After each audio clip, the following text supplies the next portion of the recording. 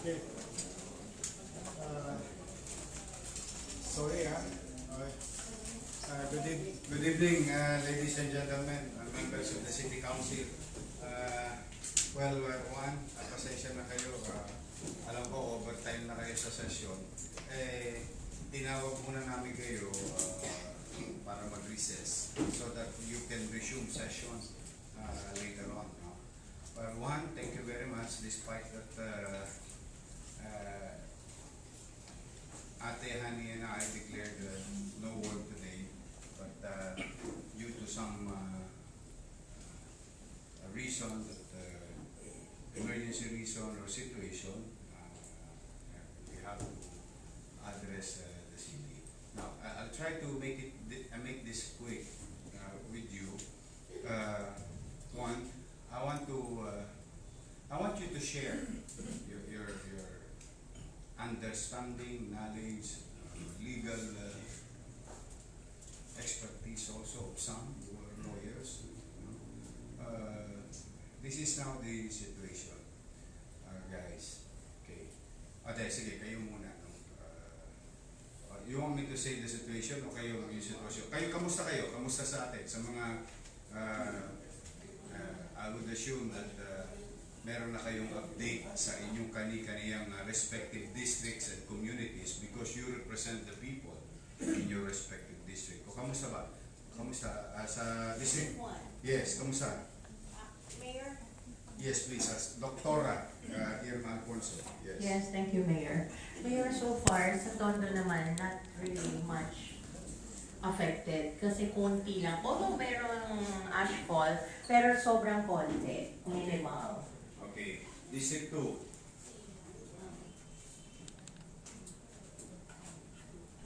Yes. Roma Robles, please. Kaya rin po sa District 1, konti lang po yung ashfall. Kanina po daw, parang ganun pa rin daw. Paunti-unti lang. So yung hangin naman po, hindi pa rin daw po ito yung amoy. No, walang amoy sa sulfuric and silica. Pero po yung mga ashfall, same lang, konti lang po. Okay. Kasi ang amoy usually malapit. Sa malapit mo siya maamoy. Yung parang sunog. District 3. District 3. Yes, Marcel yung isip. Hello, sa district po, with respect po doon sa bambang, doon po sa mga medical supplies and equipment, meron po mga unscrupulous business owners na nag-take advantage po ng tragedy na kung saan po yung presyo po ng N95 mask na ordinarily po binibenta ng 80, 90 pesos, 100 pesos, umabot po sa as much as 300 pesos. Yeah, we already deal with that today. Just so you know, we're gonna address them and we're gonna. I just issued a show cause order to this respective medical supplies for them to explain, or else we will cancel their business permit in profiteering in this type of situation. You know, the local chief executive has the power to. If you have the power to issue permit, we have also the power to cancel permit. Particularly in protecting the interests of the general public. No? District 5. 4. Doc Louis. Yeah, Doctor. Sige. Here, yes, when driving my motorbike, I can really feel the asphalt in my face. Talagang you can feel it. So, As of today, is there a presence of... yeah. Okay. District 5. Yes. Joey, he's on the third, please. Mas malala po yung ashfall kahapon. Ang mas concern namin kasi maraming bata, sila lalo na sa Boulevard.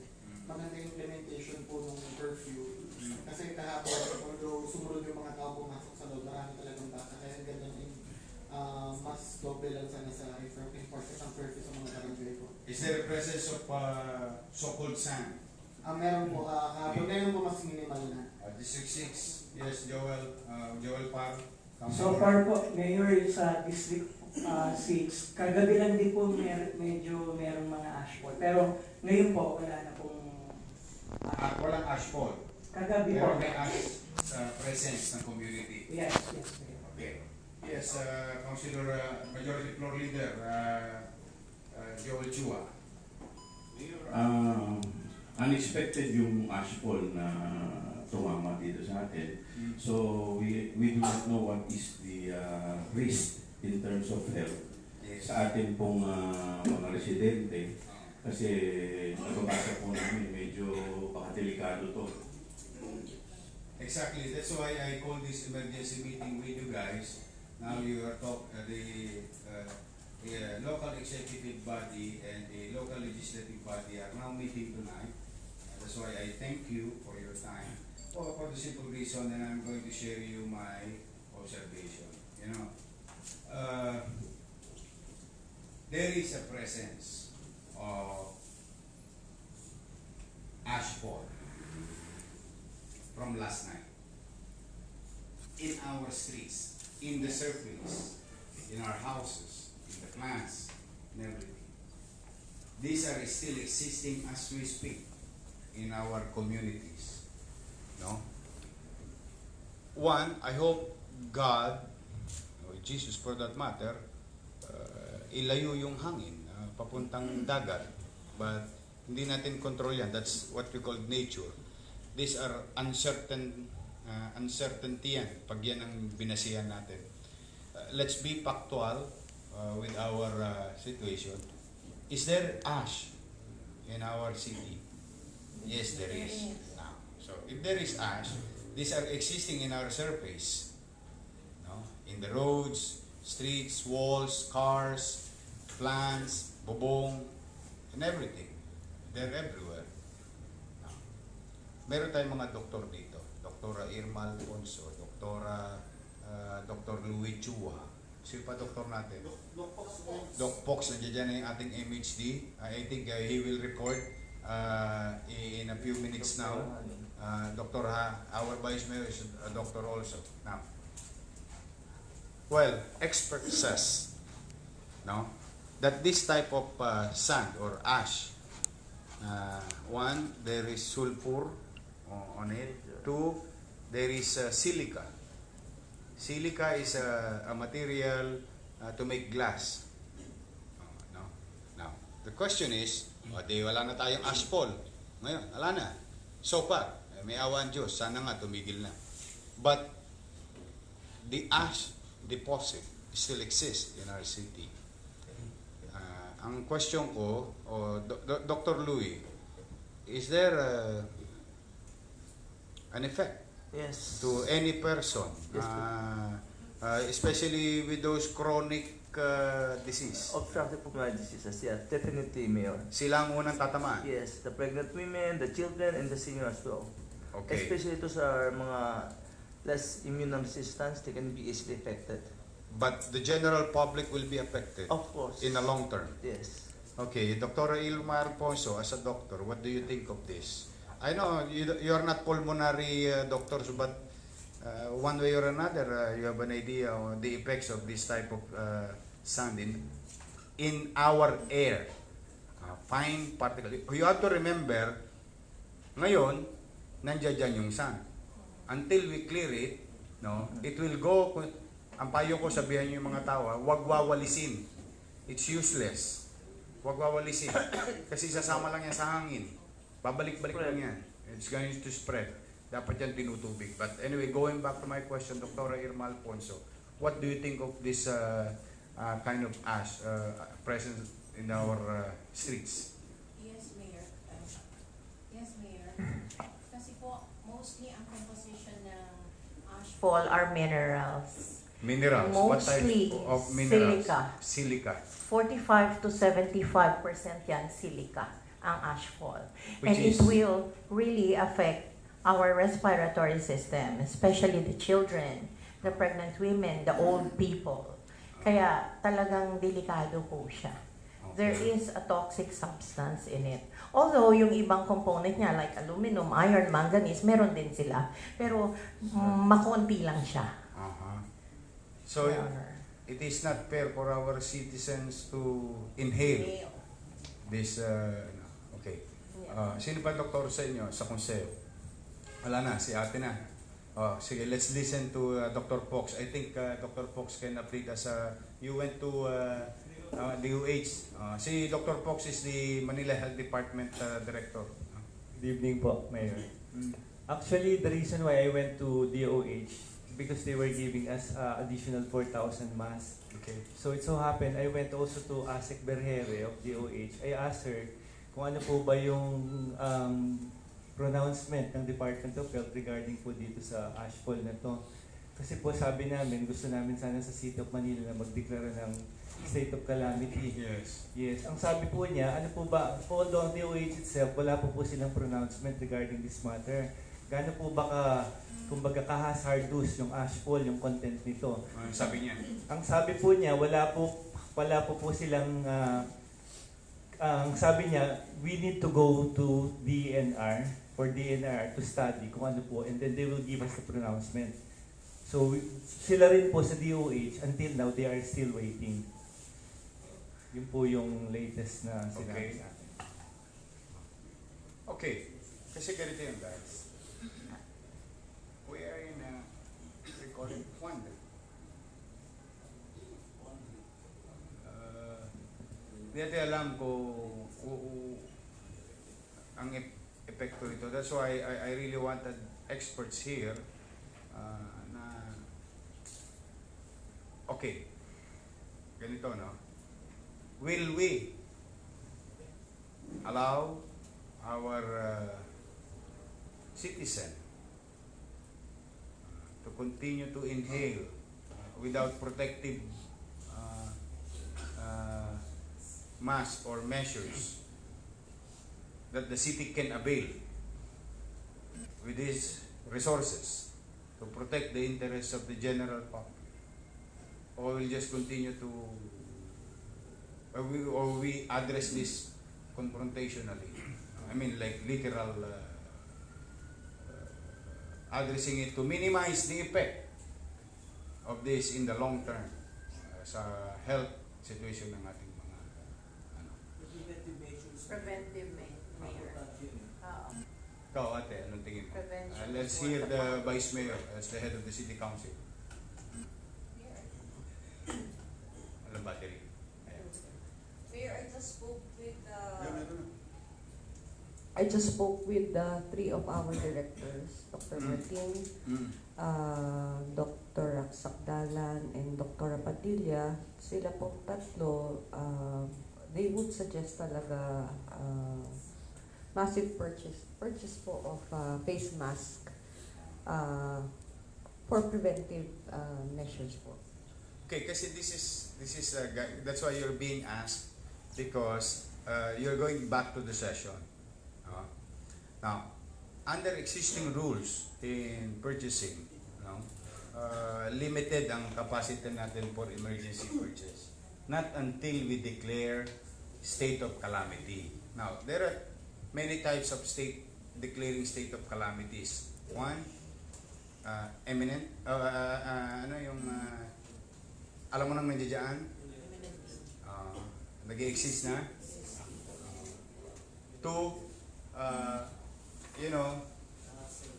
the hazards and the effects of this situation. Anong epekto nito sa general public? Kasi marami yan. Nasira ba kalye? Nasira ba komunikasyon? Ito ba yung makasasama sa kalusugan ng tao? I think we will fall on the latter. Yung health. But, this is just the start of the year and we may Diyos, huwag naman sana face some challenges through the years. But meron lang tayong limitasyon kasi sa emergency purchase. I think Attorney Grace Chu sa budget officer, magkano lang yung mga 1 million lang, no? Yung allowed. Oh.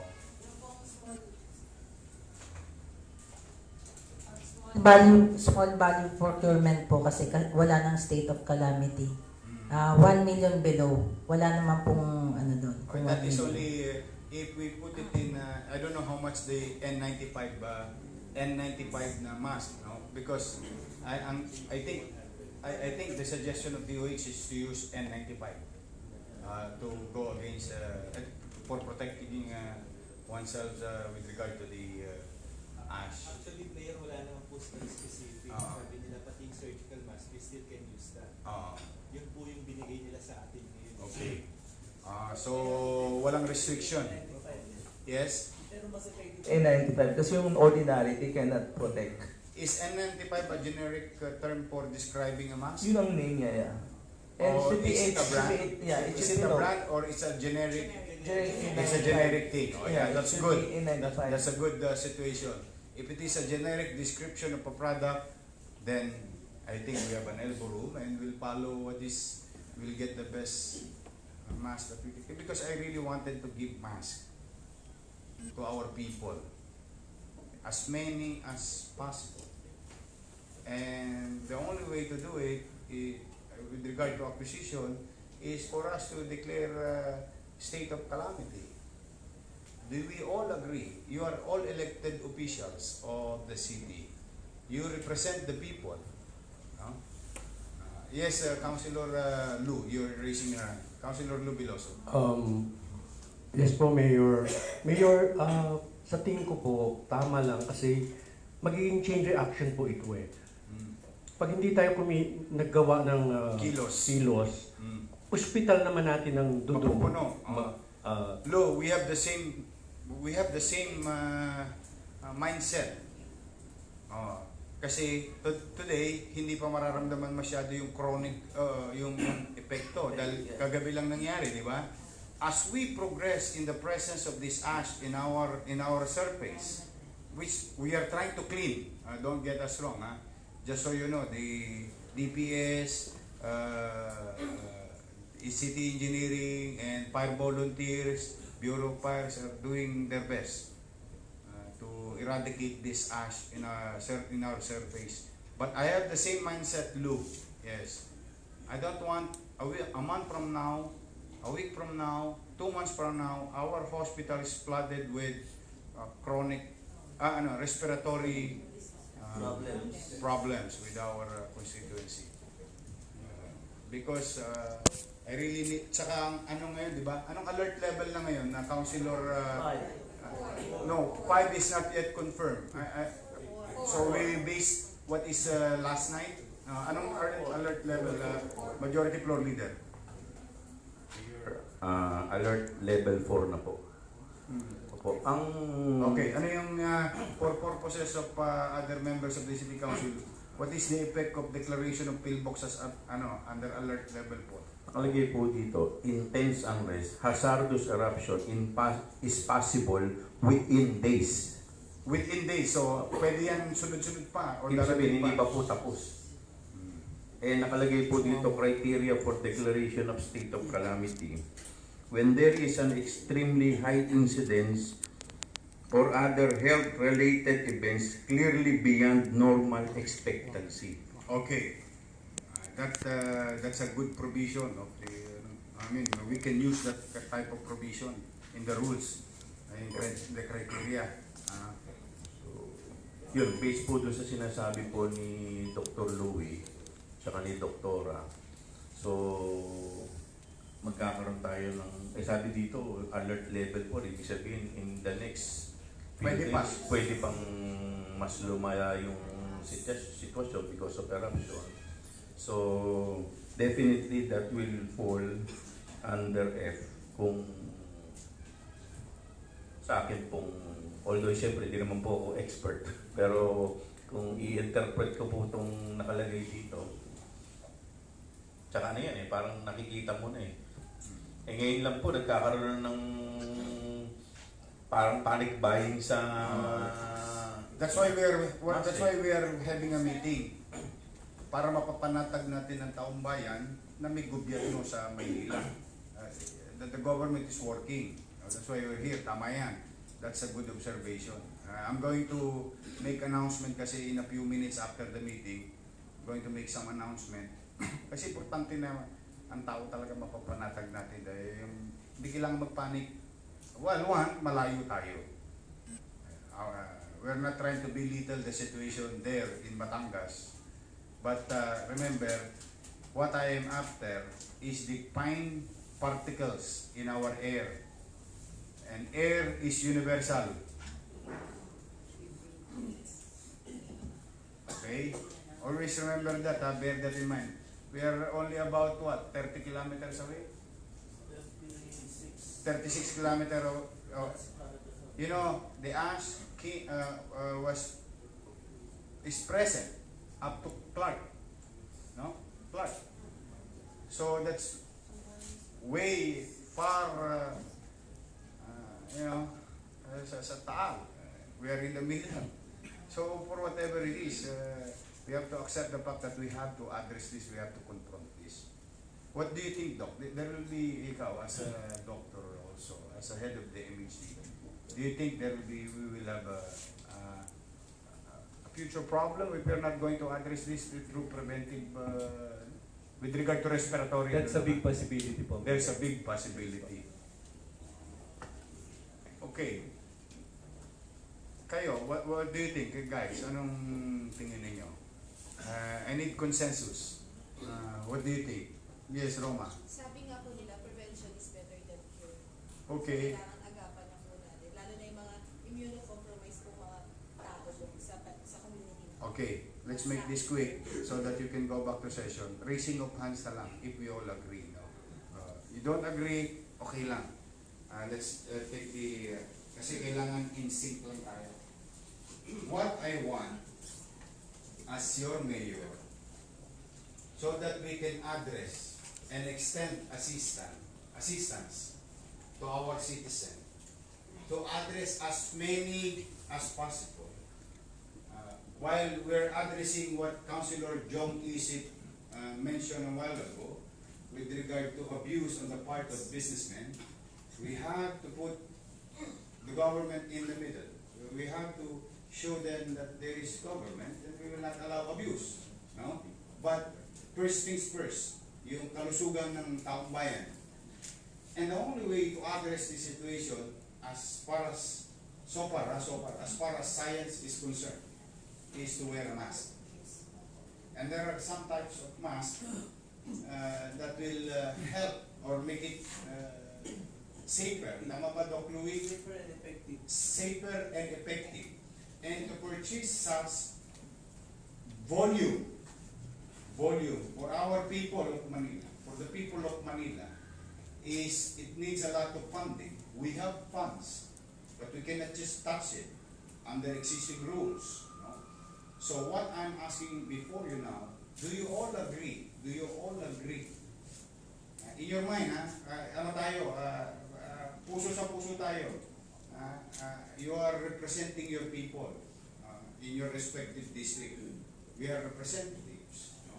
Now, my question is there a need for us to declare state of calamity in the city of Manila to prevent, like what Councilor Rubiloso said, and the same thing, pareho kaming nasa isip, ayaw ko mapuno ang hospital natin later on ng pasyente na may respiratory problems. Do you all agree that we have to declare state of calamity in the city of Manila? Raising of hands. Okay. So you all agree. Now, I want to, so that we are not going to maximize, o anong tawag doon, Doc Fox, maubos yung pondo ng calamity, because we don't know what will happen in the next few days, in the next months. Hopefully wala nga, but who knows? Only God knows. No? But okay, with the help of our majority floor leader through the leadership of Vice Mayor Hani Lacuna, you go back to session, declare the city of Manila under a state of calamity, but can you put proviso in the declaration of state of calamity that we are only going to declare it to acquire mask, effective mask to be distributed to the people of Manila for preventive measures. And you know the words. You have lawyers here. Let's finish it today. The The reason behind so that we can acquire for emergency purposes kasi nagkakaubusan. And we have to decide fast. That's why you were asked, even though it's already 7 o'clock. But I'm grateful to you guys. I'm grateful to you for staying that long. So, go back there, make it official. Tapos, I think your Vice Mayor has the idea on how to do it, and you have the majority floor leader. Then, I think I can have that resolution after this, no? Then I'll make some announcement to the public. What do you think, Mr. Majority Floor Leader? Huh? No, amount as many as possible lang tayo. With the purchase of... For the purchase of mask, mask lang. I am not going to ask you many things because we have proper acquisition. May regular supplies tayo. Hindi tayo kailangan mataranta. Hindi in-expect na nagkaroon ng pagsabog ng bulkan, but a regular bagyo, sunog, we have enough supplies, we have food, we have logistics, we have medicines, yeah, we have enough so far on a regular possible year-on-year data with regard to disasters and calamities. But for now, ito yung tingin kong immediate care that we can give to our people to keep them safe. Yes, Councilor Bacani, you were raising your hand, please. Sorry, Mayor, Hello? I just want to point out as well na there's a record po na yung Taal volcano back in 1756 or something was erupting for as long as 6 months. So we don't know when the To stop. Well, when we it don't know will when end. it will end. Yes, So that's a I good think- observation. I think it's good that we're acting on it as early as now. Because if we provide masks, they can keep it in their respective household, sa mga bahay nila. No? As many as possible. I hope we can acquire as many as possible. But we really have to ask. Yes, Vice Mayor. We include purchase of emergency meds because Respiratory medications. That's good observation. Ang maganda to, doktora talaga yung Vice Mayor ko. Kasi dun po sa baka hindi rin tayo magkaroon ng enough supplies kasi po Pag lumala. pagka dumami po ang pasyente natin, baka it would be best to include po yung Ayan. respiratory medication. That's a good observation. I hope the majority floor leader, Councilor Joel Chua, is taking note of that. Yes, Councilor Dr. Louis Chua. Added to that, also nebulizers if possible. Yeah, we have nebulizers is in place. We have enough nebulizers in our health centers and in our hospitals. Good news yun for the people of Manila. We have enough. It may need, ayan, which is ang point nga ni Vice Mayor, baka kailanganin din natin. So we will acquire extra. But so far we have enough. Yes, Councilor Joel Par of 6th District. Thank you, Mayor. Yung declaration po ng state of calamity ng city, pati po yun sa mga barangay po ba? Yes, They have the funds. So that if we declare state of calamity, this is one of the effect, no? If we, as the city government, declare a state of calamity, the barangay official can utilize their fresh funds for the current year. Magagamit nila. And tomorrow we'll have some assistance, financial assistance to the barangays. Tomorrow we'll start, no? District 4, 5, 6 will meet. Yes, tuloy tayo tomorrow. Kasi kailangan nila ng assistance ngayon, no? Para makatulong din sila sa kanilang mga constituents. Yes, that's a good observation. Palagay mo rin din that barangays hereby authorize to utilize their respective calamity fund. Pero appropriate expenditures, ibig sabihin, huwag nilang ubusin agad. Appropriate expenditures lang.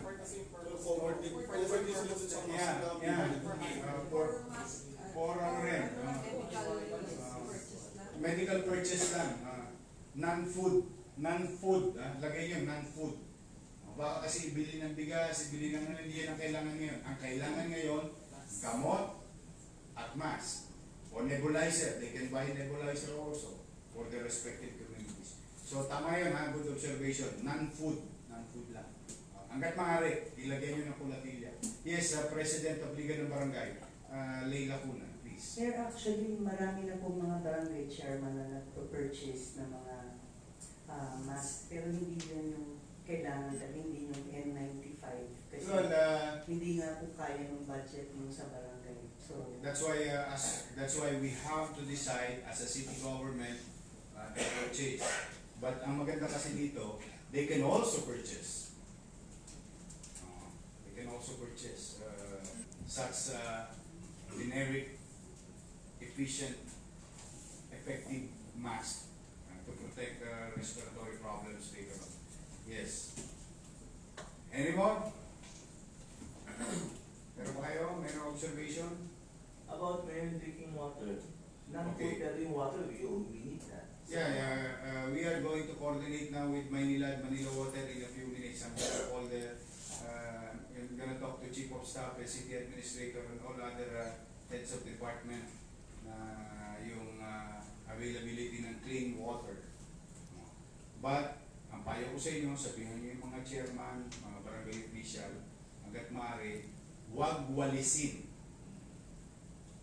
Buhusan ng tubig, takutin ninyo, kung kayang takutin yung putik, kasi pag yung buhangin o yung ash, binuhusan nyo, magiging putik.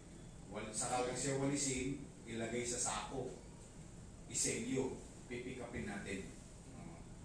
Nag-augment tayo ngayon. There is a transition period with our garbage collector, but so far, things are being addressed. Nasabay lang tayo sa Taal. Okay?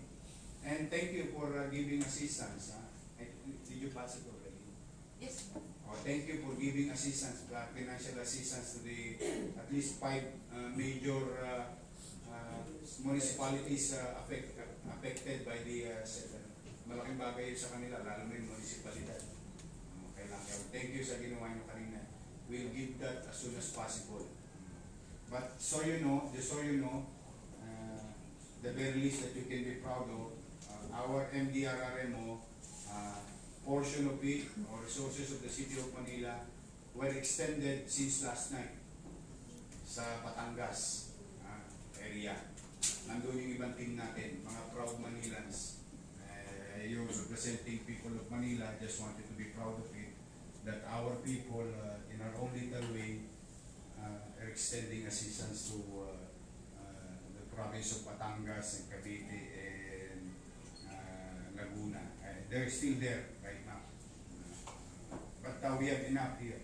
But yun nga lang, kailangan ko kayo kausapin about this particular health hazard with regard to the sulfur and silica in the ash available sa service. Mag-ingat din kayo. Kailangan kayo ng taong bayan, ha? Yes, Vice. Mayor, will we consider this meeting kasi nandito na rin po ang mga members ng Disaster Council as one na ho ba? Kasi I think we need a resolution coming from the Disaster Council bago po namin maipasa yun. Yes, I think Chief of Staff. After we get the Yeah, at least by principle we have a meeting of minds. we were already told that we will convene immediately after the Tapos pirmahan na kagad padala na sa Konseho ng Maynila. Now na, as in like now na. Nakakaya naman sa mga konseho. They're already way beyond their working hours. Pagawa nyo na kagad ngayon yung resolution. Okay, any more? Yes, Consiel Benaventura. Mayor, Yeah. pwede po bang gamitin? Pwede po bang pwede po bang gamitin natin ngayon yung fire truck para lilinisin mo yung daan? Ginagamit natin. We are cleaning up the streets of Manila. We are. Yes, we are. Yes, we are. Since this morning, I've checked with our Viber group. The entire clearing operations are ongoing. In fact, nakakatuwang isipin na may mask din yung ating mga empleyado kaya mabigyan din sila. Okay? Any more? Okay. Having said that, I wish you good luck. Please take care of yourselves and your families. Please try to gather as many as possible and share it with our Viber group in your respective and make and i-assure ninyo ang inyong respective districts that the city government is working 24 hours a day to address these challenges. And let's just, of course, lastly, if I'm not asking too much, please pray for our neighboring province. Sana'y sila makarecover agad at wala nang maapektuhan pang mga individual. At sana nga, may awan Diyos, isama nyo na sa dasal nyo na maging normal. Then, after your session, go back here. We need to have a short meeting. Okay? Mayor. May lakad ka? Baka may ayusin lang.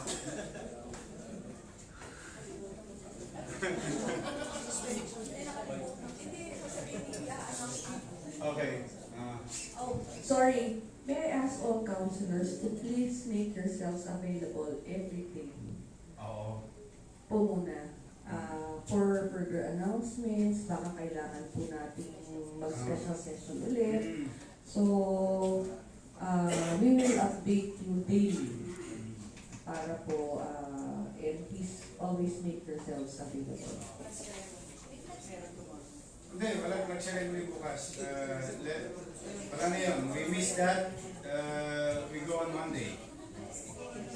Tomorrow may trabaho tayo. So may work po po. Yes, yes.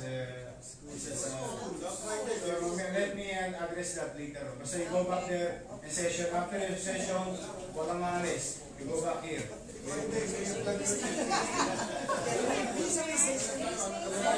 Thank you for your cooperation.